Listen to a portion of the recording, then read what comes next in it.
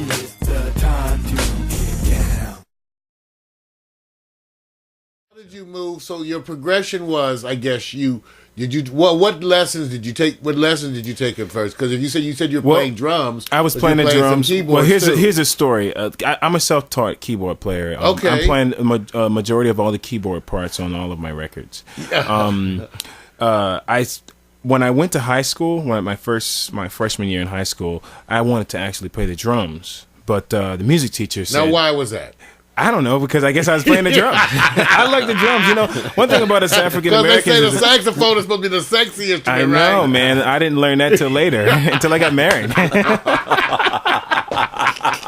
Had I known that back then, I wouldn't have been trying the drums. Oh man. Yeah, it was. The crazy thing is it was the music teacher said, we have enough drummers in the school, so why don't you try a different instrument or try something else so that we can kind of fill the band up. Wow. So I said, okay. And he had a couple of instruments. So he had trumpets, trombones, and all kinds of things. And I looked at the saxophone. I was like, oh, man, that's pretty. That's got a lot of buttons. See, look at how these decisions are made. Look at what everybody see all these decisions, these life decisions. Yeah, and it had a lot of buttons on it. And I liked the challenge. So I said, okay, I'll do saxophone. And that was it. Wow. And then I just fell in love with the saxophone after about a couple of weeks. And I was like, man, this thing is cool. And then my little brother picked up trombone, and my other little brother picked up bass and keyboards, and we actually formed a band. I'm about to say Jackson 5. Well, it wasn't a Jackson 5. We formed a band that my mother named Increase in Syracuse, New York, and it's not spelled like you would spell increase. It's actually spelled INKREESE. Okay. And we did a lot of talent shows, a lot of newspaper recognitions, and what kind of music? We were doing like the contemporary jazz stuff. Because you were being influenced by who? Your mom at that time? I mean, because at that age, what you're listening to around the house is somewhat controlled. Well, my mom was listening to, Fred Hammond and Yolanda Adams. Okay. And the old school gospel thing. Okay. We were listening to people like Rick Braun, Bonnie James, Gerald Albright, Kirk Whalum, and those kind of things. And we were all excited about that music. Yeah. So we played jazz. You were excited about jazz. Exactly. As young folks. Exactly, man. We just wanted to kind of put a little more of a hip thing to it. Right. So, which is really reflective on my last CD. Okay. A lot of hip tracks, and even on the second CD, there's a couple of tracks on there that's got the kind of R&B style, which I think is really my style on the saxophone. Is like saxophone R&B, Okay. Trying to be sexy. Well, yeah, sometimes. Yeah. They say soul and R&B saxophone. So yeah, that's how it all started. I mean, the first time I ever recorded, because now that I've recorded in 3 CDs, including producing and writing. I remember the first time I recorded something, and it was in Radio Shack. And I went into Radio Shack, and there was this keyboard, and it had 8 tracks, and you can press record on it, and then record, and then you could press record again. And I was like, I could put another track on it, and I did it like 8 times, and I stayed in there for like hours. I know they wanted to kick me out, but I was like, man, I didn't know you could track. That's like the early days of MIDI. That's right, man. Right. So I'm like, man, this is cool. So I mean, from there, I fell in love with the whole writing and producing. So I think. Well, how did you approach the producing thing now? Because a lot of us start different ways. Many of us. 2 cassette decks running through a DJ mixer. You know what I'm saying? Because half of us started out with DJ equipment, whatever we were using to play, our records. Oh, so how did you make? When you say production, there's a big jump in there. Yeah. Tell me about that transition from you playing that 8-track keyboard to your early. I want to know about your early days in production. How did you approach it, and what gave you the idea to approach it that way? Man, it's just really, I just think it was something that I fell in love with. So I started to search around for programs that would make it even easier for me to record, like Cakewalk and Logic. That's Cakewalk. Yes. Now I'm a Cakewalk. So you started Logic was a little bit of overhead though. It was, yeah. But I kind of merged over to the Cakewalk side. Yay, Cakewalk. Okay. And Cakewalk has back then it wasn't really as great for audio, Right, but it's right. very easy to put your music Because together. the sequence, remember the pattern was? The patterns and the piano roll. They don't know what we're talking My about. buddy tried to But stay with anyways. that version for like about 4. They had updated it 5 times. He was like, "No, man, Yeah. I still want that. I still want my little man.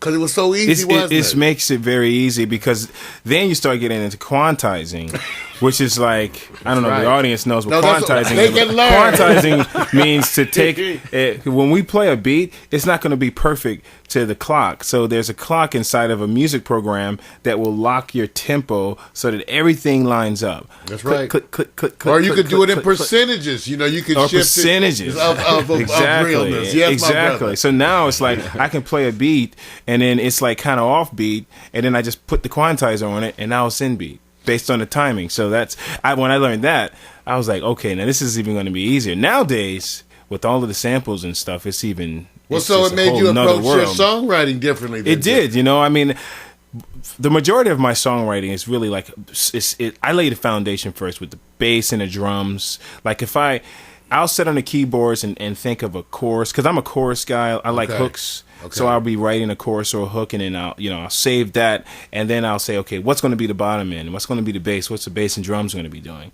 And then I'll get that going, and then I'll put the keyboards as a accompaniment over top of that, while imagining what I'm going to do in a saxophone. The thing about While imagining, that's Exactly. the trick. While imagining, Exactly. what you're gonna do. That's so cool. Exactly, and the thing is producing is it's just a whole different world. hell yeah. It's like you have to put down your performance hat and put on your production hat And be disciplined, and right? be disciplined to make the background music work together. And then after all of that is done, you got to put back on your performance hat and say, how are we going to perform this song? How are we going to approach this song? Does it sound better on alto, tenor, soprano, so on and so forth? So that's how I've been approaching my writing. Sometimes I get songs, a quick melody and a dream, and I'll just go and lay that melody down on the piano real quick and just save it and think about it later. So the song that I wrote that was number 1 for 12 weeks on the Billboard, I'm Waiting for You, I actually found myself auditioning several different choruses for it.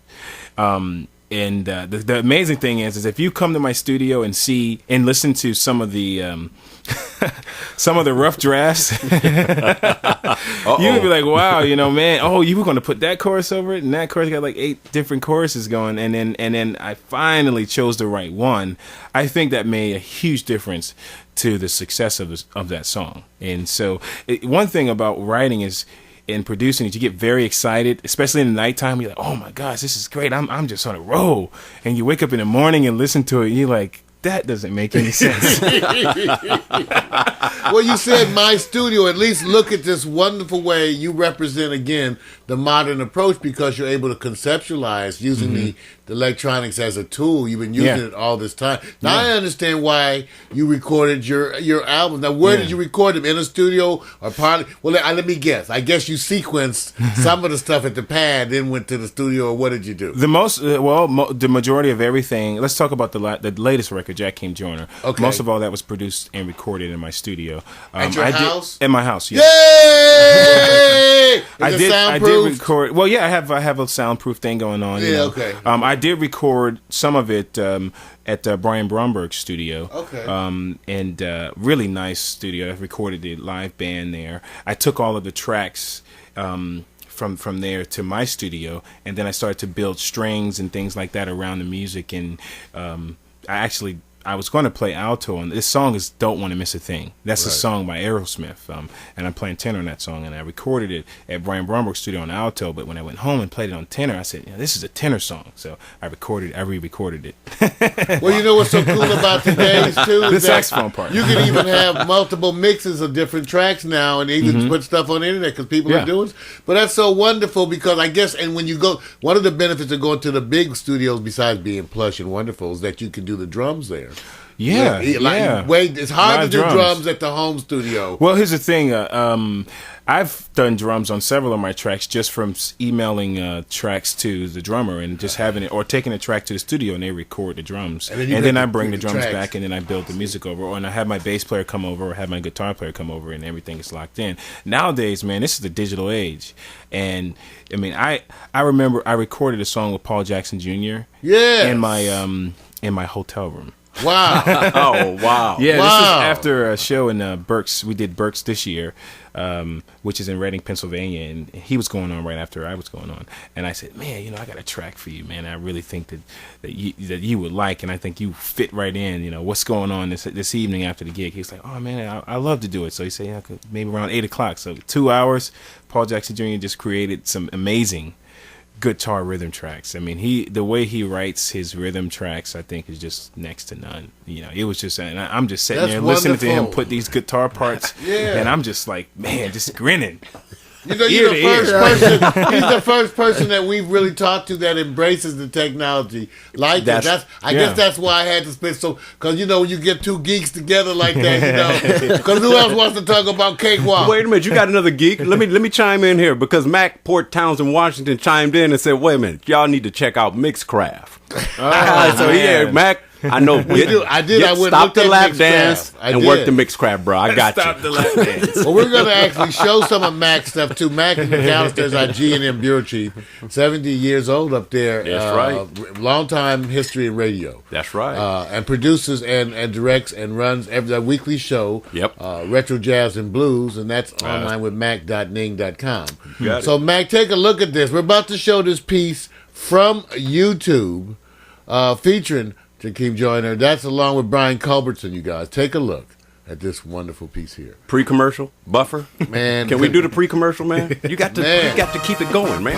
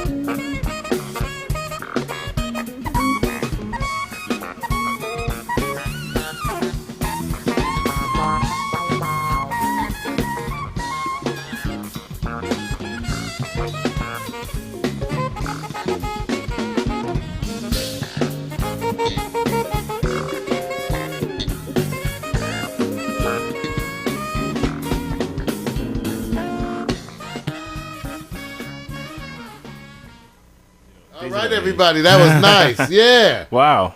That's fun to watch a couple of years later. He said that's a while back, huh? It's not even really like a solo as much as it is. If you watch it, you really think it is the song, and not a solo. That's what got me. Yeah, It's improvised. yeah, that was hot, man. That was fun. I remember that. Man, 2 years. Jeez, man. Yeah, wow, yeah. Wow. Yep. Cool. So now tell us about what's coming up this weekend. You got some things. You got a performance coming up this weekend. Yes, I'm going to be at Spaghettini's Jazz Club or Jazz.